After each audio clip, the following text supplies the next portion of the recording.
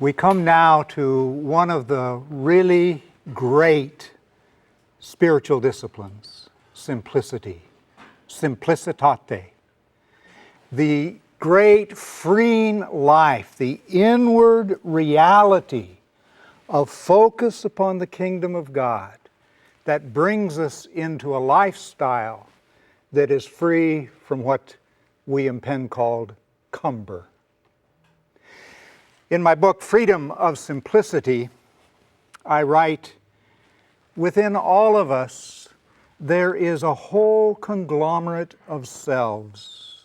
There is the timid self, the courageous self, the business self, the parental self, the religious self, the literary self, the energetic self.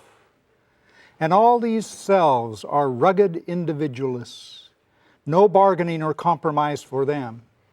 Each one screams to protect his or her vested interests.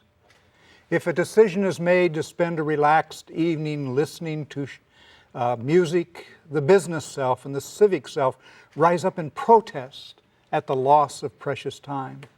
The energetic self paces back and forth, impatient and frustrated, and the religious self reminds us of all the lost opportunities for study or evangelistic endeavor. If the decision is to accept an appointment on the Human Services Board, the civic self smiles with satisfaction, but all the excluded selves filibuster. No wonder we feel distracted and torn. No wonder we overcommit our schedules and live lives of frantic faithfulness. But when we experience life at the center, all is changed. Our many selves come under the unifying control of the divine arbitrator. No longer are we forced to live by an inner majority rule, which always leaves a disgruntled minority. The divine yes or no settles all minority reports. Everything becomes oriented to this new center of reference. The quiet evening can be enjoyed to the fullest because our many selves have been stilled by the holy within. The business self, the religious self, the energetic self, all are at peace because they know that we are living in obedience. There is no need to wave the flag of self-interest, since all things good and needful will be given their proper attention at the appropriate time. We enter into a refreshing balance and equilibrium of life. And you know, that is the great reality of simplicity, that balance and equilibrium in life. You know, Glandy and Margaret, we all struggle in a hectic pace and hectic world, and how to move into that kind of balance, how to have that divine arbitrator is tough. Have you experienced that in your lives? I think I've experienced it from the standpoint that I've complicated my life and have made it sometimes a battle. Yeah. And sometimes I think of life as something that requires a great deal of tenacity and energy and focus. And sometimes I miss it. And I come to the realization that something simple like a hot cup of chocolate in the evening with my children, or a walk on the beach, or patting my dog can be a real wonderful way to enjoy the grace of God. Yeah. And I think for me, it's recovering the grace of time, the grace of giftedness from God, the grace of relationships, and being committed to that grace. Yeah. That's what Sheldon Van Auken calls the timeful life. It's a great good, isn't it? Wonderful. Margaret, you had mentioned Thomas Kelly as one of your favorite authors. He wrote a lot about this kind of living, didn't he? Yes, he did. You have to make consciously chosen actions, to choose to slow down, to choose not to hurry, to choose this kind of life. And it comes from the inward reality. Right. And trust, you see, is at the heart of that inward reality of simplicity. if what I have I can receive as a gift, and if what I have I know is not mine to hold on to, and if what I have can be available to others when it's clearly right and good, then I'm living in that inward life of simplicity. But if what I have I think I've gotten, and if what I have I think is mine to hold on to, and if what I have cannot be available to others when it's clearly right and good, then I'm living in duplicity. This idea of trust really came home to me with our children when they were very young. Our boys loved to eat pancakes, and every now and then on a Saturday morning I'd get up early and fix them a batch of pancakes. And it was always interesting to watch them wolf down pancakes. I mean, it was like there was an endless supply. I never saw them once stuffing pancakes into their pockets saying, well, I'm not sure about Dad. I don't know if there'll be any pancakes tomorrow, you see.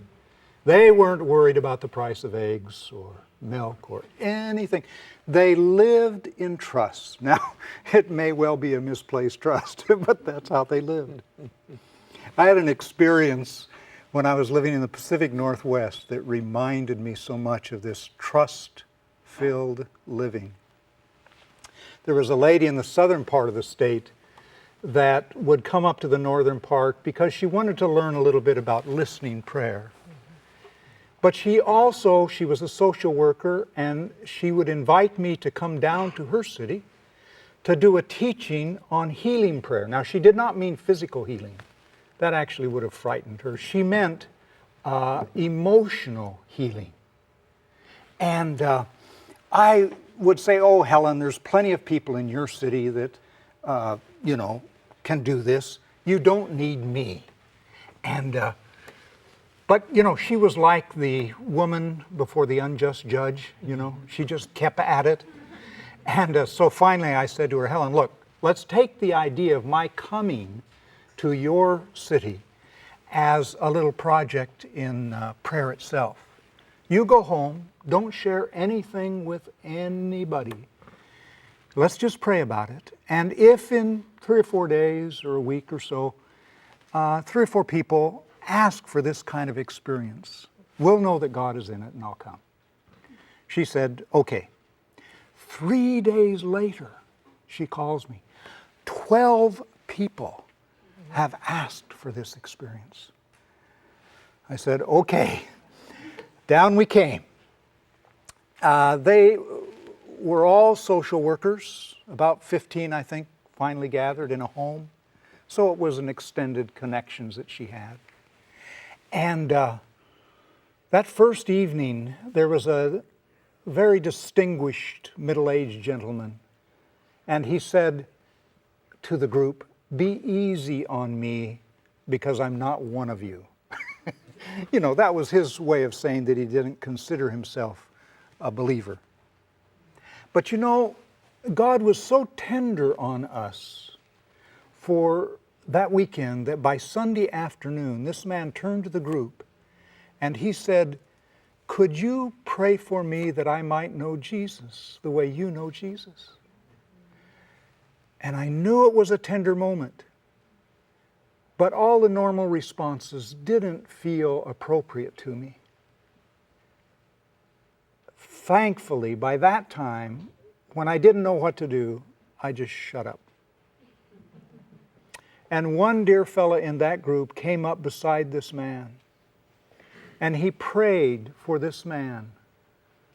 Oh, it was a tender prayer. I felt like taking off my shoes. I thought, this is holy ground. But what he prayed was a television commercial. It was some time ago, I think it was Nestea, Take the Nestea Plunge. Pictures of people falling back into a swimming pool, sweltering, And this man prayed that this man would fall back into the arms of Jesus the way those people would fall into the swimming pool. And all of a sudden I thought, what an image of trust. And this man, there was this deep, and he begins to weep, and saving faith comes. And he tells us later that this connected very deeply in his mind to his baptism as a little child. Isn't that amazing? See, this life of trust. So that's the inward reality of simplicity, but it results in an outward lifestyle. We can't just stay with the inward reality. Now, it's not easy for us to think about the outward lifestyle because it's a very dangerous thing. It can turn into legalisms easy. I'm part of a denominational heritage that did that a great deal. In the book Celebration of Discipline, I try to give 10 controlling principles for the function of simplicity in our life.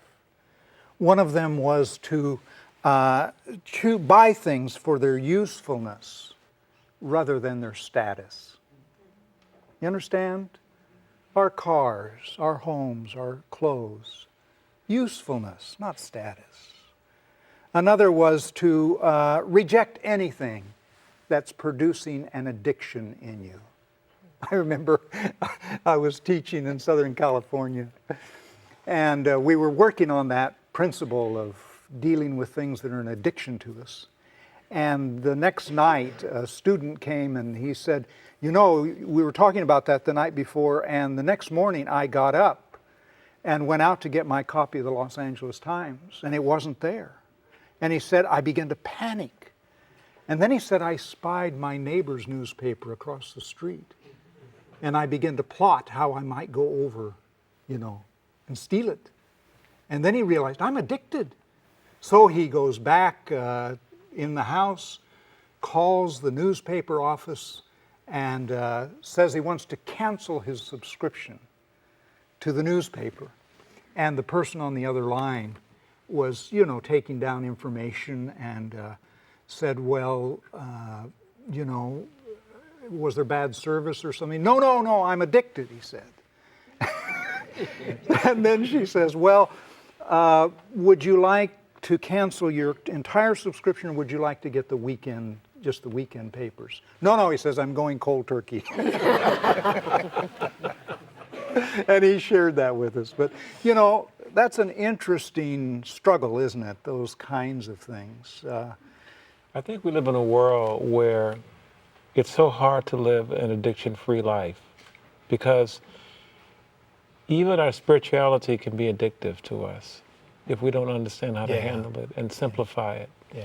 And I think your focus on simplicity helps you to recognize that you can't even create an addiction around spirituality unless you become a slave to it. Right. So you have to always remember the simplicity of God's grace, the simplicity of God's love, in order to maintain what's balanced for you, for your life. Well, it's really about the relationship Right. with the divine other, the eternal one. And when we're focused heavenward, then we can have that balance in our life. I love the comment that Soren Kierkegaard had about seeking first the kingdom of God and the importance of that. And he says, well, what do we do in this? He writes, should a person get a suitable job in order to exert a virtuous influence? He says, no, we seek first the kingdom of God. Well, then should we give our money away to the poor? No. First, we seek the kingdom of God. Well, then perhaps we should go out and preach this truth to everybody, that people should seek first the kingdom of God. No, he says, we seek first the kingdom of God. And then he writes this, then in a certain sense, it is nothing I shall do. Yes, certainly, in a certain sense, it is nothing. Become nothing before God. Learn to keep silent. In this silence is the beginning, which is first to seek God's kingdom. Another principle that I mention in the book is developing a habit of giving things away. I remember one of the first times I just wanted to have that experience for myself. And I had one of those fancy bicycles, and I really wanted the old standard, thing that you get in a garage sale. And so I just prayerfully listened. And there was a man in our fellowship, his family came to the church, but he didn't.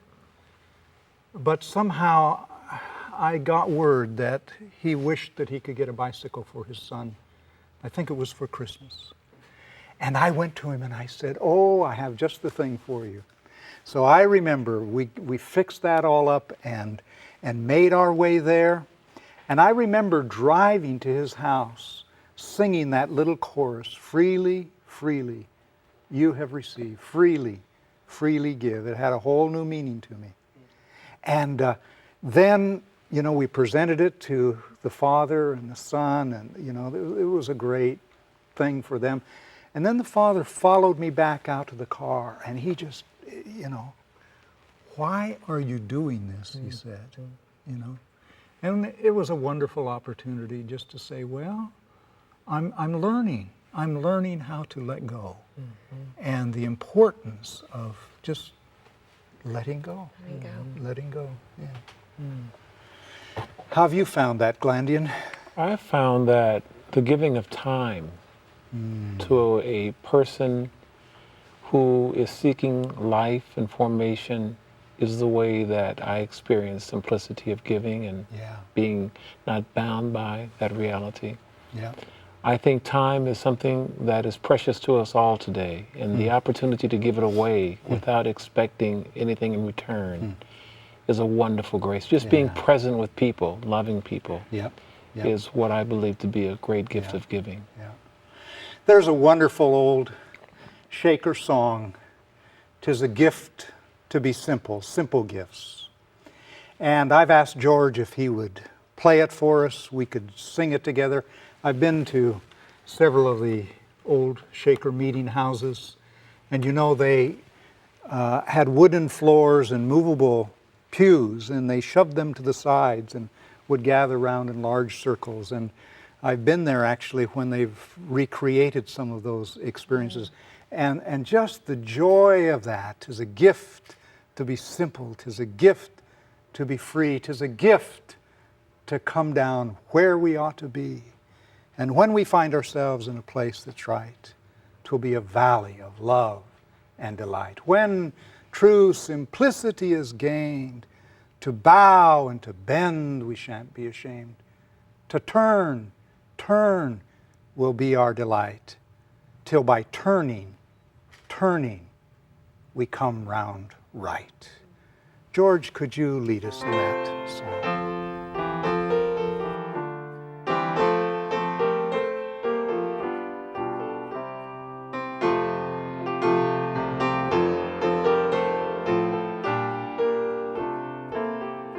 Would you join us? 'Tis a gift to be simple, 'tis a gift to be free.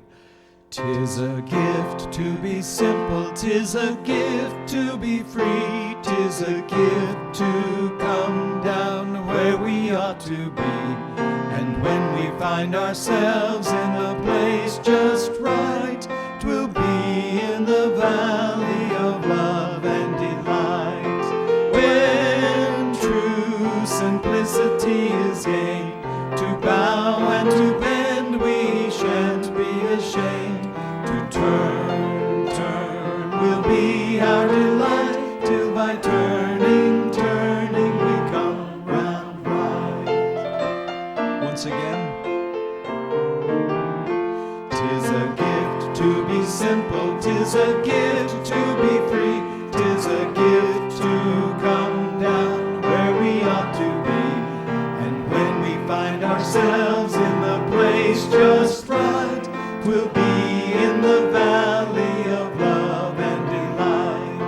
When true simplicity is gained, to bow and to bend we shan't be ashamed. To turn will be our delight, till by turning we come round right.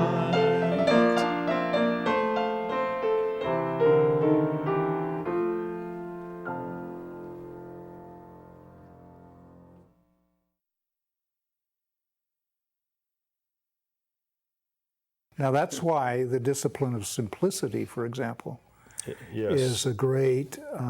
Actually, frugality is the discipline. Simplicity is the result, in a sense, of the life. Well, but the way simplicity has been understood, Right. it really is frugality. It you is. know. It is. And it leads to a life where you get rid of the clutter. And you are able to have a unified purpose. And that means, among other things, you can throw stuff away. Yeah.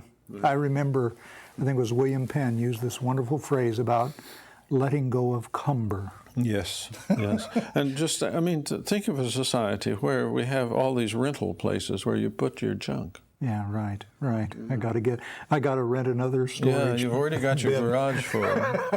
And what that says about the person, though, is that means that they are inwardly in bondage. Yep, exactly. Because simplicity is an inward reality. That is, when that change